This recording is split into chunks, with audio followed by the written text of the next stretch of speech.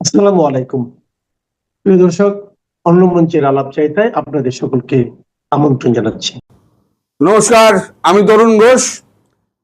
কাঁটাতারের বেড়া দেওয়ার জন্য ৭৫ একর জমি বিএসএফ এর হাতে তুলে দেওয়া হলো। একই সঙ্গে অনুপ্রবেশকারীদের ফেরাতে চালু হলো বিধি।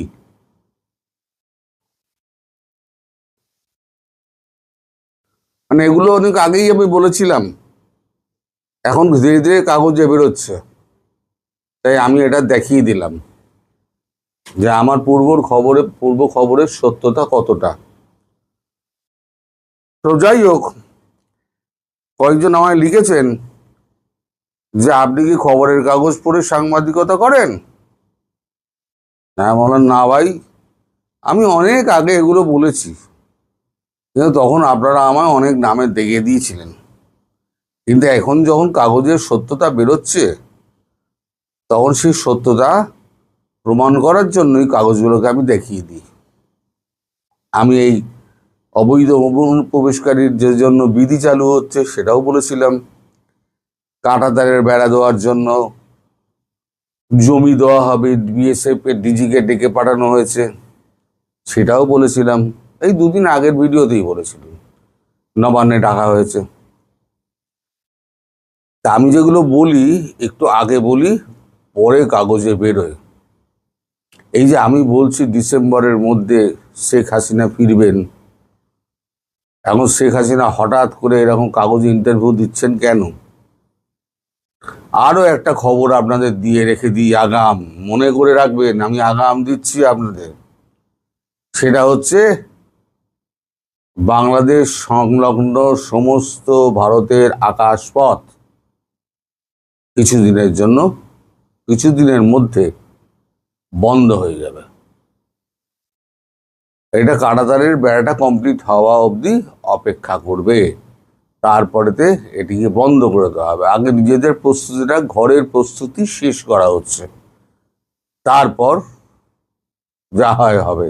কি হবে তা আমি এখন বলতে পারবো না, আগাম আমি বলতে পারবো না, তবে কিছু একটা হবে, নইলে এত প্রস্তুতি কেন?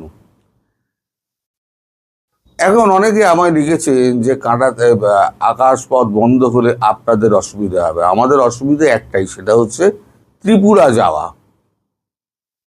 এখন খবরটা পেলাম কি করে? এই উড়ো খবরটা আমার কাছে দুদিন ধরে ঘুরে বেড়াচ্ছিল। কালকে আমি ডিরেক্টর জেনারেল অফ সিভিল এভিয়েশনের এক বন্ধুকে ফোন করেছিলাম। তিনি আমাকে গাই গুঁই করে বললেন যে হ্যাঁ, এরম একটা জিনিস হতে পারে, তার ইঙ্গিত পাওয়া যাচ্ছে না। কিরাম ইঙ্গিত? না, যে সমস্ত রুটগুলো আছে, যারা ওই রুটে কলকাতা টু ত্রিপুরা চালায়, সেই সমস্ত এয়ারলাইন্সগুলোকে জানিয়ে দেওয়া হয়েছে যে আপনারা রুট পরিবর্তন করে অসম হয়ে আপনারা ত্রিপুরা পৌঁছান, যথাশীঘ্র সম্ভব আপনারা রুট পরিবর্তন করুন। একই জিনিস ডিজিসিএ কে বলা হয়েছে। এখন ডিজিসিএ এর কাজ হচ্ছে, আর এয়ারলাইন্সের কাজ হচ্ছে, এয়ারলাইন্স কোম্পানিগুলোর কাজ হচ্ছে, ডিজিসিএ এর কাজ হচ্ছে রুটকে পরিবর্তন করা। ওখানে অনেকগুলো প্লেন যাওয়া আসা করে, তার মধ্যে আবার একটা রুট এবং উচ্চতা খুঁজে বার করা। সব কটা কিন্তু আসাম কিন্তু যায়, আমাদের প্লেনগুলো সব কিন্তু হিমালয়ের পাশ দিয়ে। আপনি যদি বাঁদিকে বসেন আসামের প্লেনে, বাঁদিকে বসলে আপনি এভারেস্টের চূড়ো দেখতে পাবেন। তার ওই দিক দিয়ে গিয়ে আপনার ডান দিকে শিলচর হয়ে আসাম ঢুকে যায়। এখন সেই পথেই ত্রিপুরা যাবে। এর জন্য কি হবে? সময়ের একটা ব্যাপার আছে, ভাড়ার একটা ব্যাপার আছে, নতুন টাইম শিডিউল তৈরি করতে হবে, সব কটা বিমান কর্তৃপক্ষকে জানাতে হবে। তারা আগাম প্রস্তুতি নিয়ে এইবারেতে ভাড়া ঠিক করে তাদের ওয়েবসাইট সমস্ত চেঞ্জ হবে, টিকিটের দাম পরিবর্তন হবে। এ একটা বিরাট ব্যাপার, তাই আগে থেকে এগুলোকে জানিয়ে দেওয়া হয়েছে। এখন তার থেকে আমার মনে হলো হঠাৎ কাঁটাতারের বেড়া, তারপরেতে জমি ৭৫ একর জমি দেওয়া, অনুপ্রবেশ বিধি চালু করা, এবং খুব শীঘ্রই এনআরসিও চালু হবে। অনেক আগে বলে রেখে দিয়েছি, আজকে আবার বলে দিলাম। তো এরপরে যেটা হবে আন্দাজ করতে পারছি আমি, এবং আমার আন্দাজ সঠিকভাবে প্রমাণিত হবে যে আপনাদের এয়ার রুটটা বন্ধ হয়ে যাচ্ছে। অর্থাৎ জলে, স্থলে, অন্তরিক্ষে বাংলাদেশকে বেঁধে দেওয়া হলো, জমি দিয়ে বেঁধে দেওয়া হলো, আকাশপথে বেঁধে দেওয়া হলো। আর এদিকে আপনাদের ওই আমেরিকার নৌবহর আসার আগে শোনা যাচ্ছে যে আমাদের একটা যুদ্ধ জাহাজ সমুদ্র সীমার কাছাকাছি থাকবে, রওনা দিয়েছে। বিক্রম বা ত্রিশূল কিছু একটা হবে, যুদ্ধ জাহাজ, এবং দুটো আপনার নিউক্লিয়ার সাবমেরিন ওই দিকে রওনা দিয়েছে, চট্টগ্রাম বিমানবন্দরের ওদিকে। অতএব জলে, স্থলে, অন্তরিক্ষে বাংলাদেশকে বেঁধে ফেলার একটা পরিকল্পনা ভারত করে ফেলেছে, যাতে কোনো দিক দিয়ে কেউ না পালাতে পারে। তারপর কি হবে সে তো ভগবানই জানে, সে তার আমি বলতে পারবো না। তবে এই ঘটনাটি যে ঘটতে যাচ্ছে সেটা আজকে আমি বলে রেখে দিলাম। পরে আবার বলবেন না কাগজে বেরিয়েছে আপনি আবার দেখাচ্ছেন, তার মানে কি আপনি কাগজ পড়ে খবর করেন? আমি কাগজটা পড়ি তখনই মানে নিজের মানে ওই যে পূর্বের কথাটা প্রমাণিত হচ্ছে দেখানোর জন্যই আমি কাগজটা দেখাই। মানে শেখ হাসিনা ডিসেম্বরের মধ্যে ফিরবেন, এই কথাটা আমি এত আগে বললাম কি করে? এবং তারপরেও বলেছি শেখ হাসিনা ডিসেম্বর অব্দি হয়তো অপেক্ষা করতে হবে না, তার আগেই হয়ে যাবে। এই যা চিরবিরানি দেখছি, এত লাফালাফি কেন? আমার দেশে আমি কাঁটাতারের বেড়া দিচ্ছি, তা বাংলাদেশের লোকেদের এত লাফালাফি কেন? আসলে চোরাচালানটা বন্ধ হয়ে যাবে, অনুপ্রবেশটা বন্ধ হয়ে যাবে। এখানে যে চাকরি করে চোরাচালান অনুপ্রবেশ করে, তার তো অর্থ যায়। এখান থেকে যে মালগুলো নিয়ে গিয়ে বেচে, সেটা তো বেশি দামে বেচে, তার তো অর্থ যে বেচছে তার কাছে যাচ্ছে। এইগুলো সমস্ত বন্ধ হয়ে যাচ্ছে বলে গায়ের এত তীব্র জ্বালা। প্রত্যেকটা দেশই আপনার দেশটা আপনি কাঁটাতারে বেড়া দিন না, কি মানা করেছে আপনাকে? আপনার সীমান্তে যদি আপনি কাঁটাতারের বেড়া দেন, আপনাকে কেউ বারণ করবে? কেউ বারণ করবে না।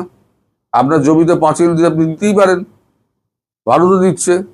তা আপনার চিরবিরানি হচ্ছে কেন? সব সময় যা হচ্ছে ভারতের, এই যে আমেরিকাতে 5টা মুসলিম যুবককে মসজিদের মধ্যে ঢুকে গুলি করে মেরে দিল। ওই আপনাদের তো একটা কথাও তো বললেন না আপনারা। আমেরিকার প্রভুত্ব, একজন তো কোরআনকে রাস্তার উপরে জ্বালিয়ে লাথি মেরে ছুঁড়ে ফেলে দিল, আপনারা তো একটা কথা বললেন না। এইটা যদি ভারতবর্ষের কোনো মন্দির বা মসজিদের সামনে হতো, তাহলে এতক্ষণে সব গাজওয়াতুল হিন্দের একেবারে মানে স্লোগানে ভরে যেত, আর ভারত দখলের জন্য সব চিন্তা আরম্ভ হয়ে যেত। কি করে ভারত দখল করবে? ওই ল্যাংড়া পায়ে এখন মমতা দি তো নেই, আর তো ভারত দখলের স্লোগান তো আর হবে না। মমতা দিতে এখন তো শুধু আর কদিনের বাদে দেখবেন শুধু বোর্ডটা আছে, আর দুজন বসে আছে, মমতা বন্দ্যোপাধ্যায় যদি বাইরে থাকে, অভিষেক বন্দ্যোপাধ্যায় যদি বাইরে থাকে, আর সুব্রত বক্সী। নইলে একা সলতে জ্বালিয়ে সুব্রত বক্সী ওই বোর্ডটির নিচে দোকান খুলে বসে আছে, আর কিছু থাকবে না। সুতরাং আপনাদের যত স্বপ্ন ছিল সব স্বপ্ন ভঙ্গ হয়েছে বলে আপনাদের এত চিরবিরিনি হচ্ছে। আসল স্বপ্ন ভঙ্গ হবে কিন্তু কদিন বাদে। কদিন বাদে বুঝবেন কত ধানে কত চাল। নরেন্দ্র মোদী, তাকে কখনো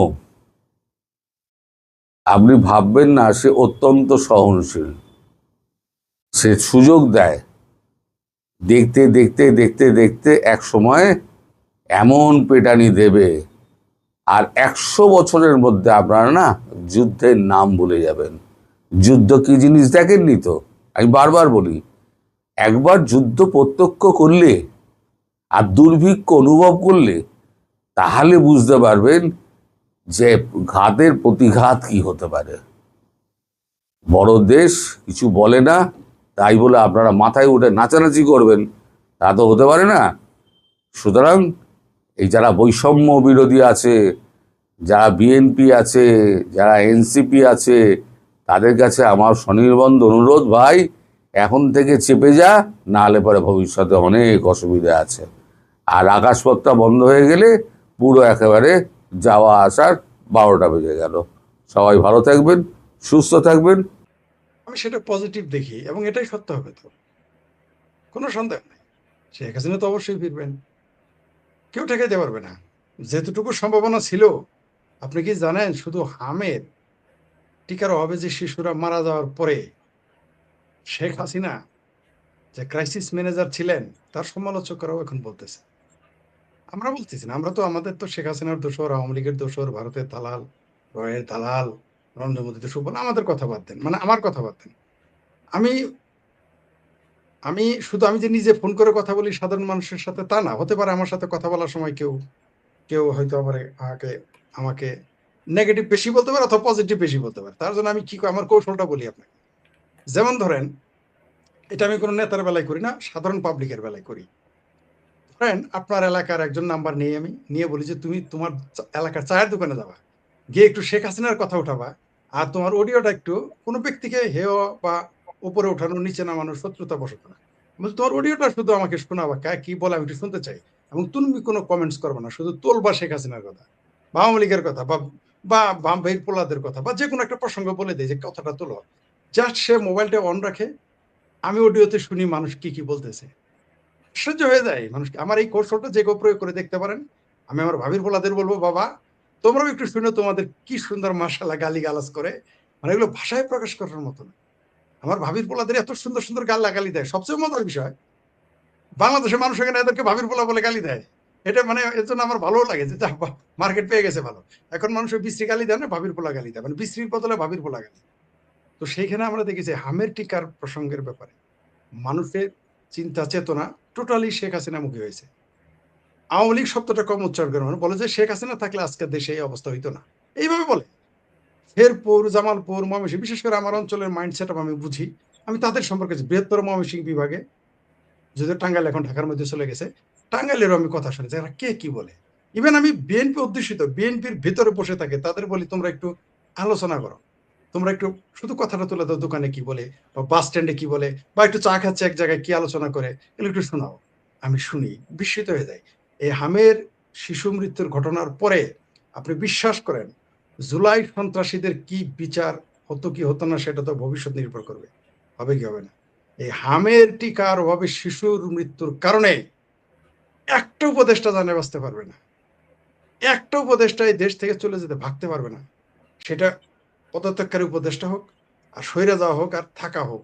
এবং একটা ভাবির বলা এই দেশের মানুষের মায়েদের কাছ থেকে তারা রক্ষা পাবে না। এই শিশু, যে সমস্ত মায়েরা বাবারা ভুক্তভোগী, কেউ তাদের ছাড়বে না। আওয়ামী লীগের কথা বাদ দেন, এরাই ছাড়বে না। শুধুমাত্র সেনাবাহিনী আছে বলে, নইলে তো এখনই ধরে ফেলতো।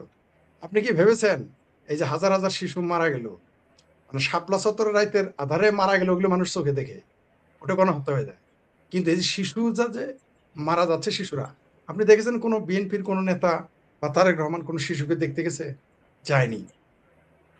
তো শেখ হাসিনার কথা মানুষের কেন মনে পড়বে না আমাকে বলেন, কেন মনে পড়বে না? আর আসিফ সারের কথা যেটা বললেন, কিন্তু একটা টোটালি বাটপার। শেখ হাসিনা যখন ক্ষমতায় ছিল, আওয়ামী লীগ ক্ষমতায় ছিল, তখন এক ধরনের কথা বলে, তখন অসমাপ্ত আত্মজীবনী তার জন্য কোরআন হাদিস হয়ে যায়। এরকম আমি নিজে এই অসমাপ্ত আত্মজীবনী বিক্রি করতাম বঙ্গবন্ধুর বই গাড়িতে। আমি এরকম তেল মারা বক্তব্য কোনোদিন পোস্টে লিখি নাই।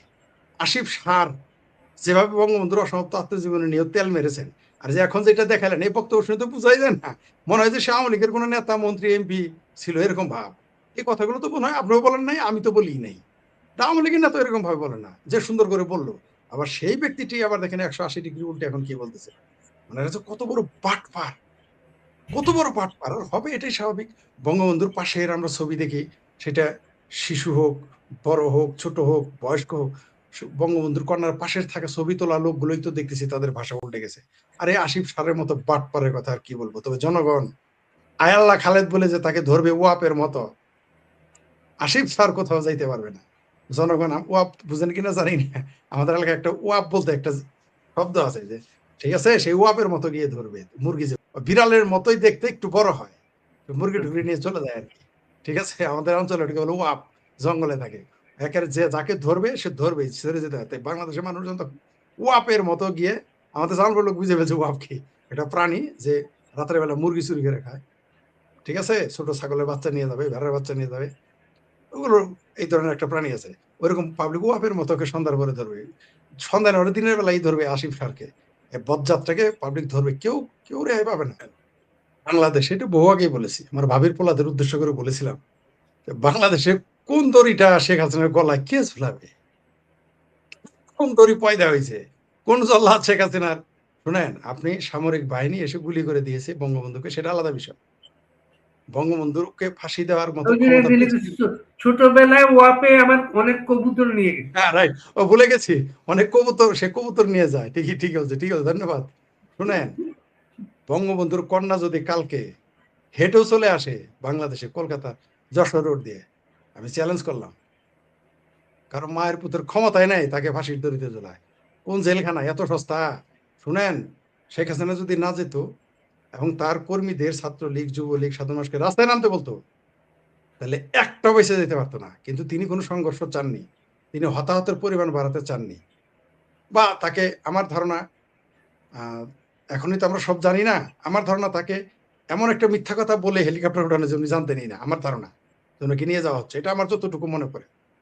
আপনি নিশ্চিত থাকেন, শেখ হাসিনা আসলে, এখন যদি আসে, যদি বলে আমি যশোর রোড থেকে আসতেছি, কারণ মায়ের পুত্রের ক্ষমতায় নাই, সাথে সাথে সেনাবাহিনী আগে, এইবার আর ওয়াকারকে তো বিশ্বাস করবে না।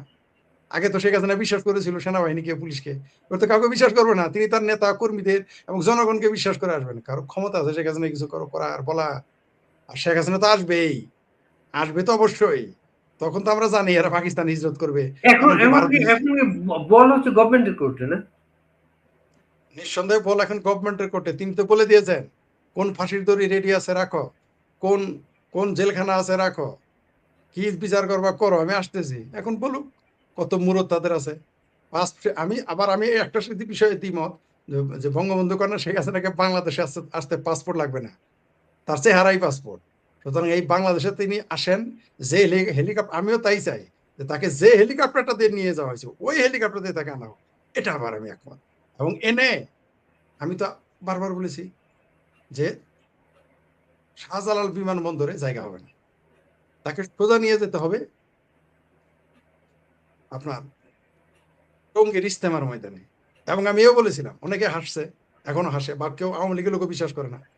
3 দিন, আমি আবারও বলি, রিপিট করলাম, অন্তত এটা 20 বার বলেছি, 20 বার না 50 বার বলেছি, 3 দিন শেখ হাসিনাকে, জননেত্রী শেখ হাসিনাকে টঙ্গীর ইজতেমার ময়দানে রাখতে হবে। কারণ কি জানেন, পাবলিক যাইতে দিবে না, এত মানুষ হবে তাকে দেখার জন্য। ঐতিহাসিক, শেখ হাসিনার প্রত্যাবর্তন ঘটবে, ঐতিহাসিক, যা পৃথিবীর মানুষ দেখবে, শুধু বাংলাদেশ না, পৃথিবীর মানুষ দেখবে। আমরা তাকে পছন্দ করি বা না করি, কেউ তাকে পছন্দ করুক আর না করুক, শেখ হাসিনাকে জামাতরা কেন পছন্দ করুক, অনেকেই বলে শেখ হাসিনা তো অমুক পছন্দ করে না, আমি তার বাপের নাম কি, যদি হয় বাই চান্স মুক্তিযোদ্ধা, না হয় জামাত করে। আরে বিএনপির অর্ধেক লোকই তো যাবে, বিএনপির সমর্থিত অর্ধেক লোকই তো শেখ হাসিনাকে দেখতে যাবে টঙ্গীর ইজতেমা ময়দান। লিখে রাখেন আপনি আমার কথা আজকেরটাই, আজকে দর্শক যারা দেখতেছেন আমার এই কথাটা, আপনারা যার যার খাতায় বা মোবাইলে, হোয়াটসঅ্যাপে রেখে দেন, তারিখ দিয়ে আমি কথা বলবো, বিএনপি লোকই তো অর্ধেক যাবে সেই দিন। ভারত বাংলাদেশের মূলধারার সংবাদ মাধ্যমগুলি, সোশ্যাল মিডিয়া, সর্বত্র একটা গুঞ্জন বা জল্পনা বা খবর এখন খুব প্রবলভাবে দাপিয়ে বেড়াচ্ছে। খবরটি হলো, বিতাড়িত প্রধানমন্ত্রী আগামী 6 মাসের মধ্যে, মানে June, July, August, September, October, November, তো অক্টোবর নভেম্বর মাসের মধ্যে তিনি দেশে ফিরছেন। এই সংবাদে কেউ খুশি, কেউ ভীত, কেউ খুব আনন্দিত, কেউ ভীষণ চিন্তিত। আর এই খুশি, ভয়, আনন্দ, দুশ্চিন্তা একটা কথা বুঝিয়ে দিচ্ছে, শেখ হাসিনার এই দেশে ফেরার খবর স্রেফ জল্পনা নয়, স্রেফ ভিত্তিহীন কোনো গুজব কোনো দিক থেকে বাইরে ছড়িয়ে দেওয়া হয়নি। এমনটা ঘটার যথেষ্ট সম্ভাবনা আছে, অর্থাৎ তার দেশে ফেরার সম্ভাবনা প্রবল। রাজনীতিতে কোনো কিছু হঠাৎ ঘটে না, সব কিছুর মধ্যে একটা প্রক্রিয়া থাকে, যে প্রক্রিয়া সবসময় সাদা চোখে দেখা যায় না। দেখা যায় না মানে যে তার কোনো অস্তিত্ব নয় তা কিন্তু নয়। 2024-এর 4 আগস্ট রাতেও শেখ হাসিনা জানতেন না যে পরদিন 5 আগস্ট তাকে প্রাণ বাঁচাতে ভারতে আশ্রয় নিতে হবে। এটা শুধু তিনি যে ভাবেননি তা নয়, বাংলাদেশের কয়টা মানুষ জানতো সে ঘটনা, যে 5 তারিখ দুপুর শেষ হওয়ার আগেই তাকে চলে আসতে হবে। খুব কম সংখ্যক মানুষ যারা হাসিনার পতন ঘটাবার ষড়যন্ত্রে যুক্ত ছিল, কেবল তারাই জানতো, মানে সেনাবাহিনীর এবং যে দেশি বিদেশি রাষ্ট্রদূতরা, দেশি বিদেশি রাজনীতিবিদরা, তারা জানতেন। বাংলাদেশের বর্তমান রাজনীতিতে তাই এই মুহূর্তে শেখ হাসিনার দেশে ফেরার সম্ভাবনা সবচেয়ে আলোচিত প্রসঙ্গ এবং প্রশ্ন বটে, যে শেখ হাসিনা ফিরছেন। তিনি কি সত্যিই ফিরছেন? একসময় যাকে মনে করা হয়েছিল রাজনৈতিকভাবে শেষ, নির্বাসিত, বিচ্ছিন্ন, আজ তাকে ঘিরে আবার কেন এত আলোচনা? কেন ভারতীয় মিডিয়ায় তার ফিরে আসা নিয়ে ধারাবাহিক বার্তা দেওয়া শুরু হয়েছে? আনন্দবাজার, হিন্দু, সমস্ত কাগজে। কেন বিএনপি সরকারের তথ্য ও সম্প্রচার বিষয়ক উপদেষ্টা জাহেদুর রহমান 2 দিন আগেও বলেছেন দেশে ফিরলে শেখ হাসিনা পুনর্বিচারের সুযোগ পাবেন, সুবিচার পাবেন? কেন বললেন এ কথাটা? এটা যদি বড় কোনো ইঙ্গিত বলে কেউ মনে না করেন, কারোর যদি সেরকম মনে না হয়, তাহলে বলতেই হয় যে তিনি রাজনীতির ভাষা বোঝেন না। শুধু জাহেদুর রহমান নন, জুলাই আন্দোলনের ছাত্র নেতারা, আর তারা বলছেন পতিত ফ্যাসিস্টকে ফেরাবার একটি ষড়যন্ত্র চলছে। তো হঠাৎ এসব কথা কেন উঠছে? মাহফুজ আলম কেন তার ফেসবুক পোস্টে এরকম কথা লিখলেন?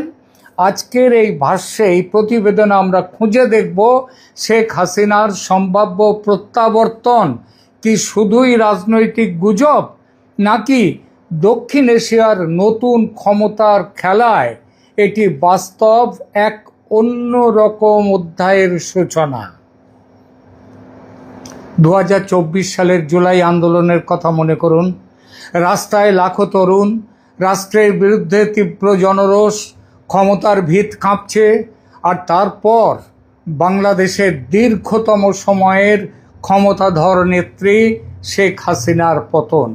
তখন মনে হয়েছিল এ হলো হাসিনার ইতিহাসের শেষ অধ্যায়, মানে হাসিনার উপন্যাস শেষ হয়ে গেল। আওয়ামী লীগ আর কখনো দাঁড়াতে পারবে না।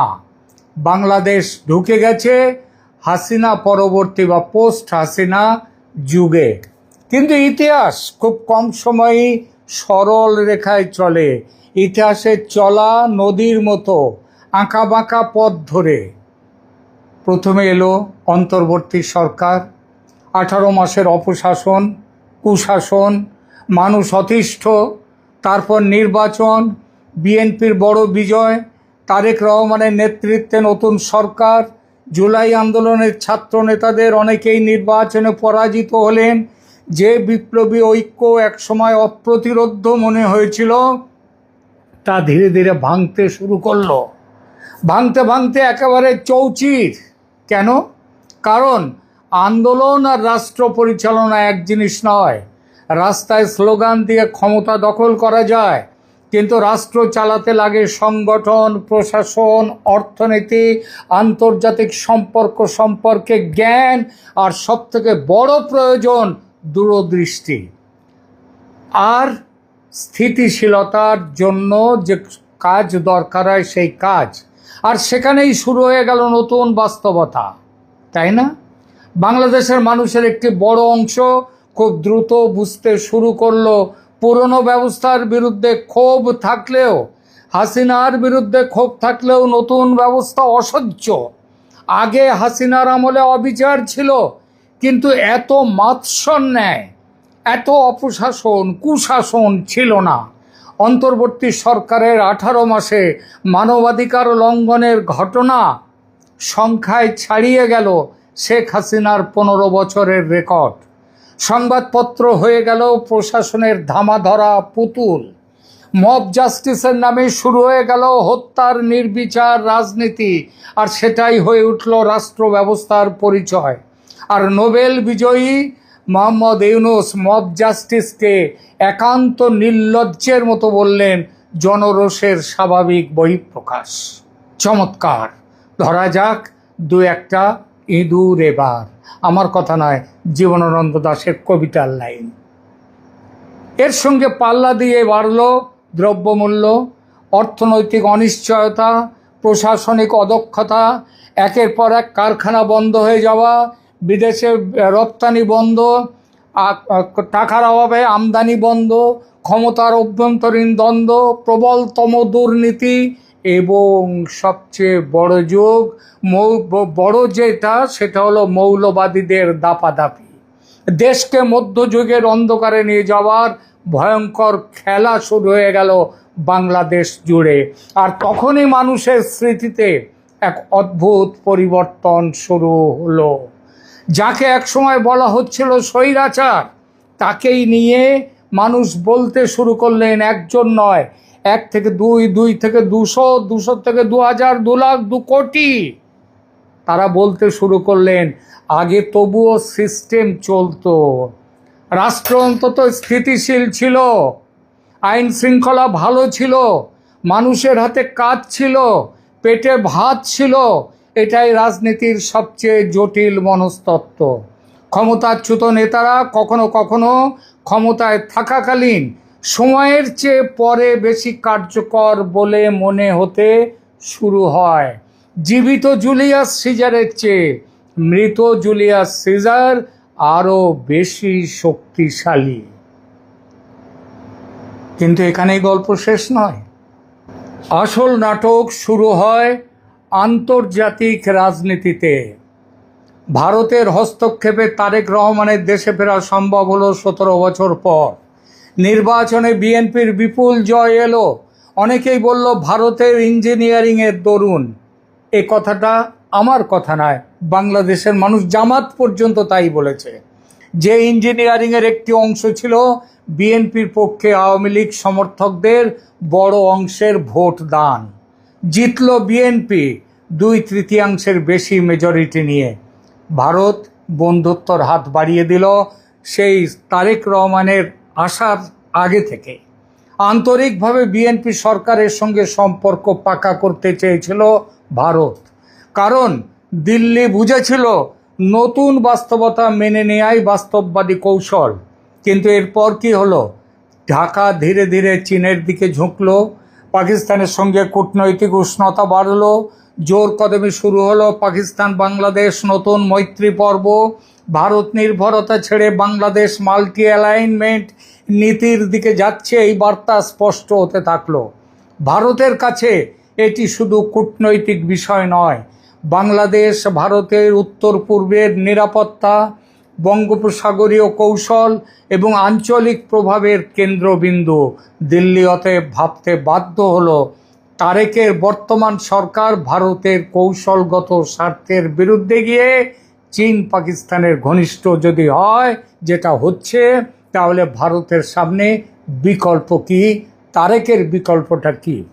আর ঠিক তখনই আবার দৃশ্যপটে ফিরে আসতে শুরু করলেন প্রবলভাবে শেখ হাসিনা।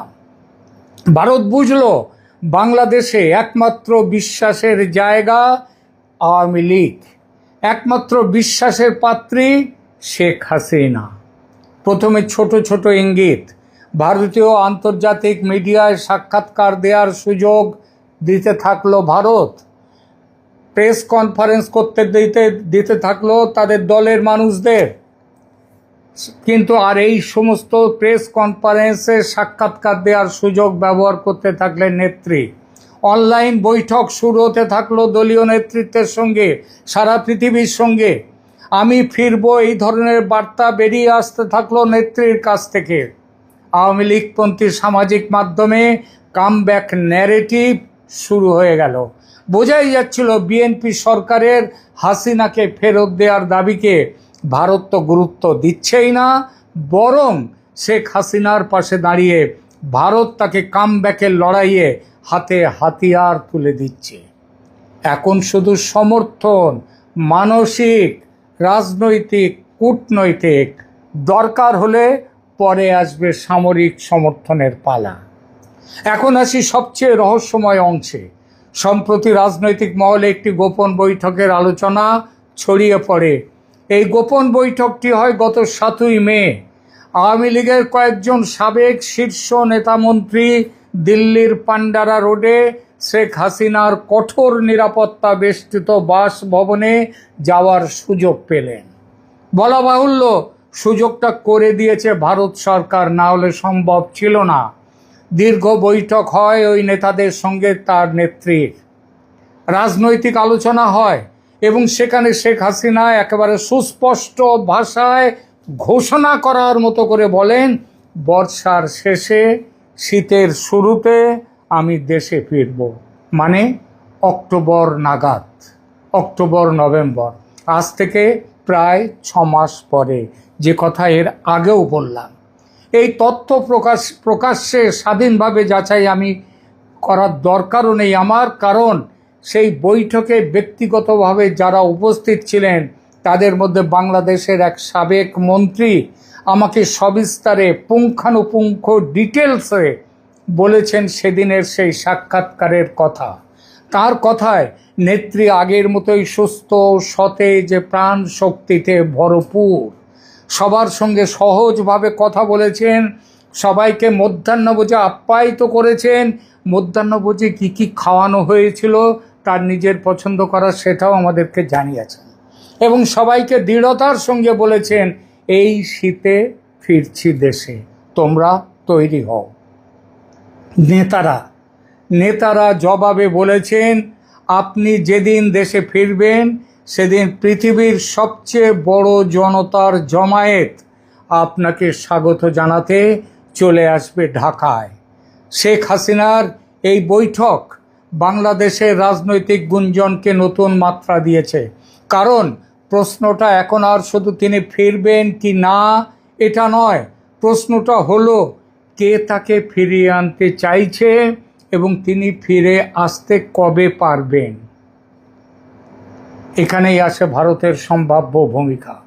ভারত কি আবার শেখ হাসিনাকে তাদের একমাত্র স্ট্র্যাটেজিক অ্যাসেট হিসেবে দেখছে এখনো? এখন ভারতের সমস্ত বিশ্লেষক বলছেন হ্যাঁ, কারণ দিল্লির কাছে আওয়ামী লীগ ছিল সবচেয়ে প্রেডিক্টেবল পার্টনার। সীমান্ত নিরাপত্তা, বিচ্ছিন্নতাবাদ দমন, কানেক্টিভিটি, আঞ্চলিক কৌশল, সবখানেই আওয়ামী লীগ ভারতের সঙ্গে গভীরভাবে সমন্বিত ছিল। বিএনপি, তারেক রহমান, বিএনপি এরা রিলায়েবল ও প্রেডিক্টেবল পার্টনার আগেও ছিল না। এদেরই মাধ্যমে ওই 10 ট্রাক অস্ত্র পাচার হতে আসছিল ভারতের উগ্রপন্থীদের হাতে তুলে দেওয়ার জন্যে। তারা সেদিনও পার্টনার ছিল না, বিশ্বাসযোগ্য ছিল না, এবারও হতে পারল না এবং প্রমাণ হয়ে গেল সব ডিম এক ঝুড়িতে রাখা উচিত নয়। এই তত্ত্বটা ভুল প্রমাণ হয়ে গেল এবং ভারত আবার নির্ণায়কভাবে হাসিনার দিকে। সুতরাং ভারতের দৃষ্টিতে শেখ হাসিনার প্রত্যাবর্তন মানে শুধু একজন নেত্রীর প্রত্যাবর্তন নয়, বরং বাংলাদেশের রাজনৈতিক দিক নির্দেশ আবার প্রভাবিত করার দিন আসছে। কিন্তু বাস্তবতা কি এত সহজ? একদমই নয়, কারণ শেখ হাসিনার বিরুদ্ধে রয়েছে আন্তর্জাতিক অপরাধ ট্রাইব্যুনালের রায়। দেশে ফিরলে তার জেল হতে পারে ফাঁসির দড়ি, অত সহজ নয়। এটা জেনে রেখে দেবেন, ভারত থাকতে শেখ হাসিনাকে ফাঁসির দড়িতে ফাঁসি কাঠে ঝোলাবার ক্ষমতা পৃথিবীর কোনো শক্তির নেই, বলে দিলাম, লিখে নেবেন। সুতরাং জেলে পাঠাক আর যেখানেই পাঠাক না কেন, হাসিনা এবার ফিরবেন, ভারত এবার দৃঢ়ভাবে হাসিনার পেছনে। দেশের মানুষের একটি অংশ এখনো বলা হচ্ছে নাকি তার বিরুদ্ধে ক্ষুব্ধ ছিল, নিশ্চয়ই ছিল, কিন্তু তাদের সংখ্যা কমে আসছে, বিপুলভাবে কমে আসছে। রাষ্ট্রযন্ত্রের ভেতরে বিভাজন আছে এবং তারাও বিরোধিতা করবে হাসিনার। এবং সবার উপরে আঙ্কেল স্যাম আমেরিকা, ট্রাম্প সাহেবের চীন দৌত্য ব্যর্থ হয়ে গেছে, পাকিস্তানের কাছ থেকে পাওয়ার কিছু নেই এখন, ফলে আমেরিকার ভারতমুখী হওয়া ছাড়া সামনে কোনো পথ নেই। আর ভারত এই সুযোগ কাজে লাগাতে অনেকটা এগিয়ে গিয়েছে ইতিমধ্যে। এসবের বাইরে জমিনি স্তরে আর একটা বড় ঘটনা ঘটেছে, যার সাথে বাংলাদেশের বিশাল সম্পর্ক। পশ্চিমবঙ্গে জামাতের স্নেহধন্য, জামাতের প্রেমীমত্ত মমতা জমানার পতন ঘটেছে এবং বিজেপি এসেছে ক্ষমতায়। বাংলাদেশের ব্যাপারে একটা চরম সিদ্ধান্ত নেওয়ার পথে বড় বাধা ছিল মমতা বন্দ্যোপাধ্যায়। সেই বাধা এখন দূর হয়েছে, মমতা এখন ইঁদুরের গর্তে ঢুকে গেছে। আগে সিংহের মতো হুঙ্কার দিতেন, সিংহের বাচ্চা হতো চিড়িয়াখানাতে মমতার সৌজন্যে, মানে মমতা তাদেরকে কি বলবো, মমতার সৌজন্যে চিড়িয়াখানায় বাঘের বাচ্চা হচ্ছে, সিংহের বাচ্চা হচ্ছে। সেই বাধা, সেই মমতা বন্দ্যোপাধ্যায় নামক বাধাটি দূর হয়েছে। আগামীতে অনুপ্রবেশকারীদের পুশব্যাক নিয়ে একটা ভীষণ বড় রাজনৈতিক সংঘর্ষ হতে চলেছে ভারত বাংলাদেশের মধ্যে। এর ফলে পঙ্গু হয়ে যাবে, একেবারে পঙ্গু হয়ে যাবে বাংলাদেশের অর্থনীতি। তার ঢেউ লাগবে রাজনীতিতে, পুরো সমাজে। আর তখনই ফিরবেন শেখ হাসিনা। আর সেটি হবে বাংলাদেশের ইতিহাসের সবচেয়ে নাটকীয় এবং ঝুঁকিপূর্ণ রাজনৈতিক প্রত্যাবর্তনগুলোর মধ্যে সবার ওপরে। আর এখানেই সবচেয়ে গুরুত্বপূর্ণ প্রশ্নটি আসে, বাংলাদেশ কি তাহলে পোস্ট হাসিনা এরাতে ঢুকলো, নাকি আবার হাসিনার রিএন্ট্রি, হাসিনার পুনরাবির্ভাব, হাসিনার প্রত্যাবর্তনের যুগটা শুরু হলো? ইতিহাস বলে দক্ষিণ এশিয়ার রাজনীতিতে কোনো নেতাকে শেষ ভাবা বিপজ্জনক। ইন্দিরা গান্ধী ফিরেছিলেন, নওয়াজ শরীফ ফিরেছিলেন, বেনজির ভুট্টো ফিরেছিলেন, এরদোয়ান তুরস্কের, তিনিও পতনের মুখ থেকে ফিরে এসেছিলেন। কারণ রাজনীতি শুধু নির্বাচন নয়, রাজনীতি হলো স্মৃতি, রাষ্ট্রযন্ত্র, আন্তর্জাতিক শক্তি এবং ক্ষমতার দীর্ঘ খেলার সমন্বয়। তাই আজ বাংলাদেশের রাজনীতিতে সবচেয়ে বড় রহস্য এটাই, শেখ হাসিনা ফিরে আসছেন। এটা রহস্য নয়, একটা বড় প্রশ্ন এবার, তিনি কবে ফিরছেন, কবে? হয়তো উত্তরটা আমি বললাম পুরোপুরি পরিষ্কার অনেকের কাছে মনে নাও হতে পারে, কিন্তু একটি বিষয় স্পষ্ট, যাকে অনেকেই ইতিহাসের বাইরে চলে গেছেন ভেবেছিলেন, তিনি আবার বাংলাদেশের রাজনৈতিক আলোচনার কেন্দ্রে ফিরে এসেছেন। আর রাজনীতিতে কেন্দ্রে ফিরে আসা মানে কখনো কখনো খেলা শেষ হয়নি, খেলা নতুনভাবে শুরু।